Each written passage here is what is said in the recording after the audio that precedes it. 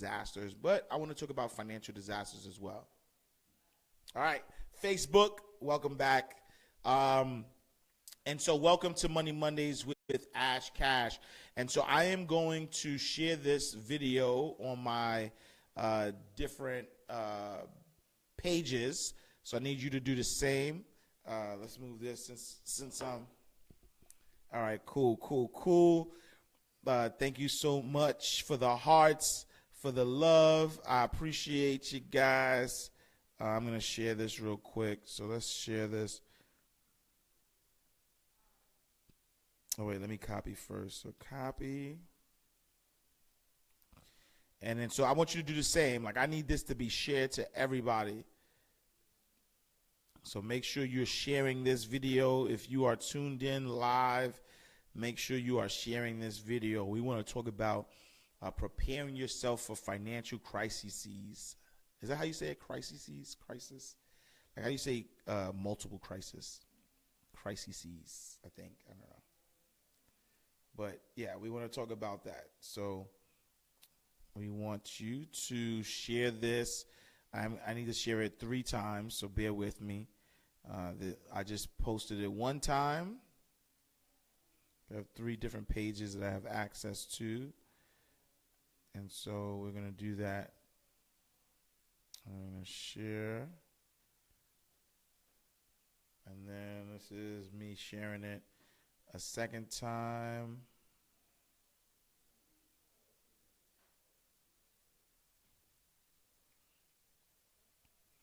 All right, so share number 2. And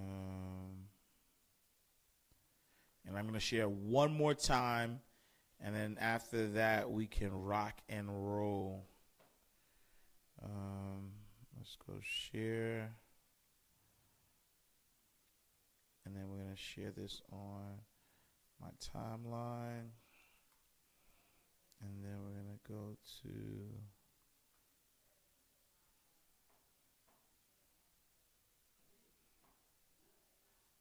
All right.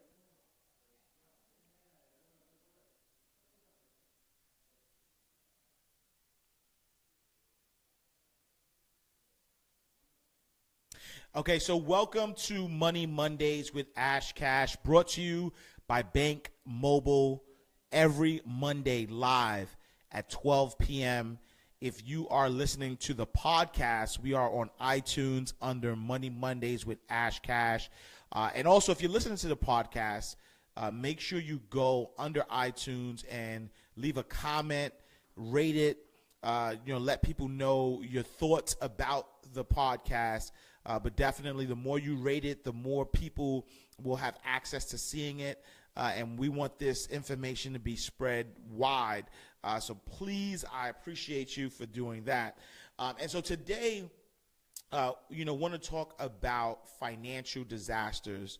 As many of you may know, there is a hurricane that is hitting Texas currently, which is called Hurricane Harvey.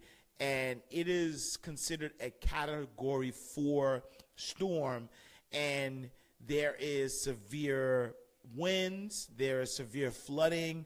It's literally leaving Houston underwater, and millions of residents, they need help. And when some of the pictures that I saw, I've been to Houston many times, and so definitely praying for friends and family that are out there. So far, there's only not only as if that's 1 is too many, but so far there's been 2 reported deaths, 300,000 people who don't have power, and so there is going to be a lot of need for assistance in Houston, in Texas, whether it's food, shelter. Many people are going to need help. And so first of all, if you're in a position to help, definitely make sure you're going to, Red Cross is usually a reputable place where you can donate money or goods. There are going to be local and national relief organizations that's going to be able to help. Any food banks, if you have any available extra food available, if you want to buy food and donate food, you can send it to some food banks.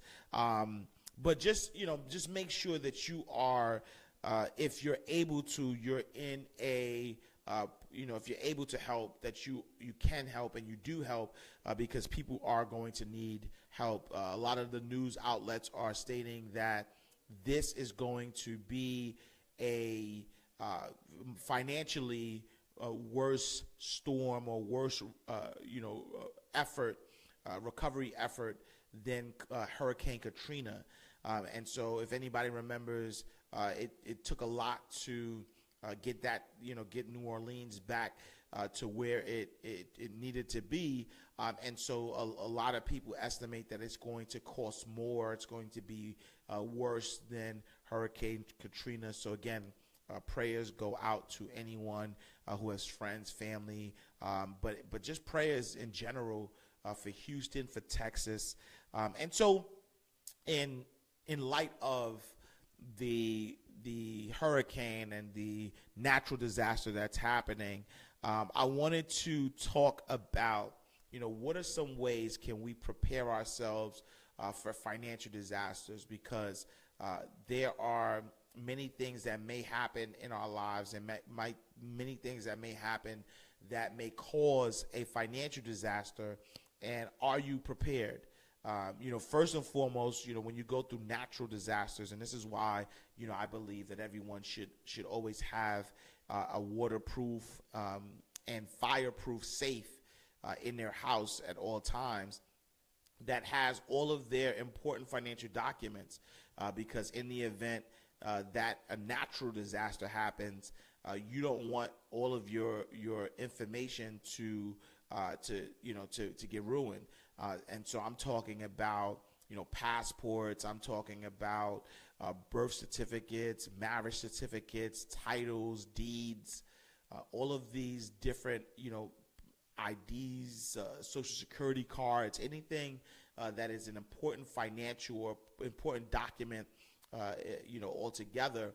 Make sure that you have those protected in a safe place, so that they, in the event of a natural disaster, you still have access to that type of information. But when it comes to financial disasters, we talk about emergency funds a lot. And an emergency fund is important because when you think about an emergency fund, if you lose your job, if you or a family member gets sick, if a kid, anything can happen that can really derail you financially. If you get hurt and you're not able to work, there's just so many different, the list goes on and on and on. And so I wanted to, give you tips. And so I want to give you 4 tips that you can use in order to prepare yourself for any potential financial disasters. And one quote that I always use, and there really isn't any pun intended in this, but when there's a quote that says, it wasn't raining when Noah built the ark, right? And what that quote always sits with me, because by the time it starts raining, if you start building your ark, then it's too late. And so, the best time to build an emergency fund is when there isn't an emergency. If you're waiting until there's an emergency, then you're too late. You want to start preparing yourself, and not in a way where you're attracting anything or attracting emergencies to you, but you just want to be prepared. You want to be prepared, and not allow anything to take you by surprise.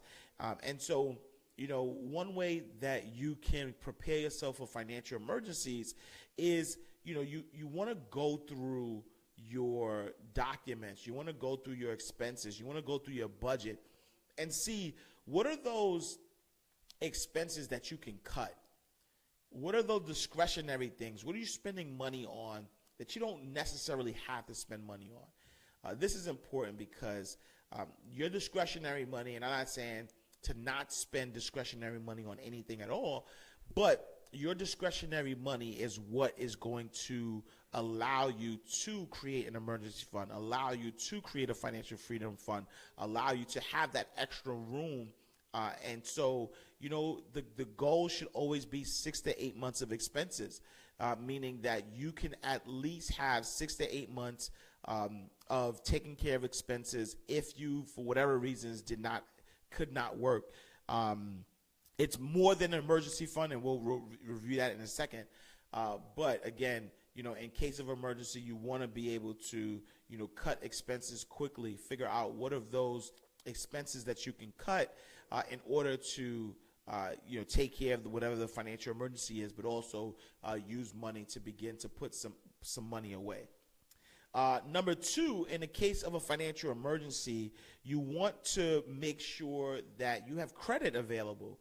And so, for me, I always recommend that people do not use credit for everyday purchases. If you're going to use credit, your credit should be used for emergency purposes, because let's say you have not saved 6 to 8 months of expenses, but then the emergency happens. You want to be able to still take care of whatever emergency happens. Again, whether it is your car breaks down and you need extra money while you're on the road, or anything that can happen. Someone gets sick or you get sick, and your insurance is not covering most of it. There's just so many different things that can happen, and so having credit available is important. And so make sure that you are constantly looking at your credit, making sure that your credit is at a decent score. And so anything over 680 is good credit. So make sure you're at least at a 680 or above. And then once you're at that 680, don't just take out credit and just use it willy-nilly and, see a sale or, buy one, get one free, and then decide that you want to shop and buy some things. Make sure you have available credit, that the credit is there in case of an emergency, that you can use it, but not necessarily for, everyday purchases. The third way that you can get prepared for financial emergencies is understanding how your retirement account plays into emergencies, or what access do you have with your accounts. And so, it's definitely, I always say that this should be your last resort. You should not be using your retirement accounts to fund emergencies. But in the case where you have no other choice, that you've depleted your emergency fund, that you looked at credit and you started depleting that credit, you want to know what access do you have to your retirement accounts. Is it a 401k? What are there penalties? Do you have an IRA? Like, what are those things? How can you gain access to your emergency fund or your retirement account in the case that you have an emergency? And then lastly, make sure that you protect your assets, right? Lastly, you want to make sure you protect your assets, and you do that through insurance. There are so many different types of insurance that you can use in order to make sure that you are prepared for emergency. You have disability insurance, you have home insurance, you have life insurance, and you have health insurance. And just a quick breakdown, disability insurance means that if you are disabled in any way, it doesn't have to be permanent disability, it could be temporary disability, which is called short-term disability, where you twist your ankle and you can't work, or you break your arm and you can't work, or you break a leg, whatever it is, something something happens that disables you from being able to work. And so you want to have disability insurance, because disability insurance allows you to still receive an income, whether it's your whole income, whether it's half of your income, whether it's a percentage of your income. It still allows you to have some income to be able to take care of your basic necessities when needed. Home insurance, definitely important. Think about all those people in Houston, Texas right now who their homes are flooded, which they're losing all of their valuables. They have water damage done to the house. There's just so much stuff happening right now. And so if they don't have home insurance, they're not going to be made whole. So you want to make sure that you have home insurance, because home insurance is going to allow you to fix the damages, whether it's from a hurricane, whether it's from a storm, anything that happens to the home that damages the home, you want to be able to be made whole. So make sure you have home insurance. Life insurance, something that a lot of people don't like to discuss. People don't like to spend money on. People don't like to deal with it. But at the end of the day, right, the one thing we know for sure is that we are all going to die. We are going to die. No, not like that. But we don't know when, right? We don't know when we're going to die. But it's the fact, right, that human beings, the way humanity is set up, that at some point you will be called home. And so knowing that, we have to prepare. Not saying, you're preparing yourself for death, but you have to have life insurance, because if you're the main breadwinner, and God forbid something happens to you, what happens to your family? How is your family going to take care of themselves? And so you want to make sure that you have life insurance set up. And it's not just about covering burial, because that's what most people do. When they get life insurance, they're covering burial so that they can be buried. But if you're a parent and you have kids, are you preparing your kids for success? So if God forbid something happens to you, do you have life insurance that covers their school, right? Can you pay off the mortgage with the death benefit? Can they go to college with the death benefit? You want to make sure that you're covering the things that they would rely on you for long term. And so, definitely life insurance. And then lastly, health insurance, right? Because health insurance, again, it's better to have it when there's nothing wrong, because by the time something happens and there's something wrong, it's too late. And health insurance just helps you stay healthy, but if something happens to you and you need service, you want to have health insurance so that you're not paying, top dollar for services. So that's it. That's our 4 steps to getting prepared for a financial emergency. Number 1, you have to think through ways that you can cut expenses really, really quickly. Number 2, you want to make sure that you have available credit so that if there's an emergency, you can use credit if need be. Number 3, understand the different options that you have available for you as it relates to your 401k and your retirement. But again, that should be your last resort. And then lastly, you have to help protect yourself and understand how to protect yourself by using insurance, disability insurance, home insurance, life insurance, and health insurance. You follow these 4 steps, you are on your way to minimizing, right, mitigating the risk of financial emergencies, because an emergency is unexpected, right? And so, you might be, I don't care how prepared you are, whether it's financially, but whether it's emotionally, right? There still might be some hiccups. It's not going to be perfect because an emergency is an emergency, but you do want to mitigate the stress. You want to mitigate the risk. You want to lower the amount of things that you have to worry about. So make sure that you're taking heed to these tips. Make sure you're following these tips, so that way you are on your way to just managing your finances right, but managing your emergencies in the right way. All right, that is it for me for today. Again, prayers to everybody in Houston, Texas. Hopefully the rain stops and we start to be able to help.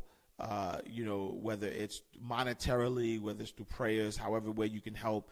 Also, it's a good idea to go to ready.gov, which is a website that is specifically set up by the government to help people with recovery efforts. So make sure you check that out. If you have any questions for me, definitely email me questions, or I always mess this up. If you have questions for me, make sure you email me ashcash at bankmobile.com. Again, that's ashcash at bankmobile.com. Make sure you're subscribing to our podcast, which is available on iTunes, Money Mondays with Ash Cash. And if you are a student, check us out, bankmobilevibe.com. If you're not a student, check us out, bankmobile.com. We are providing financially empowering banking experiences for close to 2 million customers. And so definitely check us out. I am Ash Cash. I will see you next week, same time. Or maybe not next week, right? Because next week is Labor Day. So maybe not next week. We'll see. Maybe I'll be on the beach somewhere. Maybe I'll go live from the beach. Who knows? But I'll see you either next week or the week after. But tune in every Monday, 12 p.m., Money Mondays with Ash Cash. And I'll see you next time. Peace.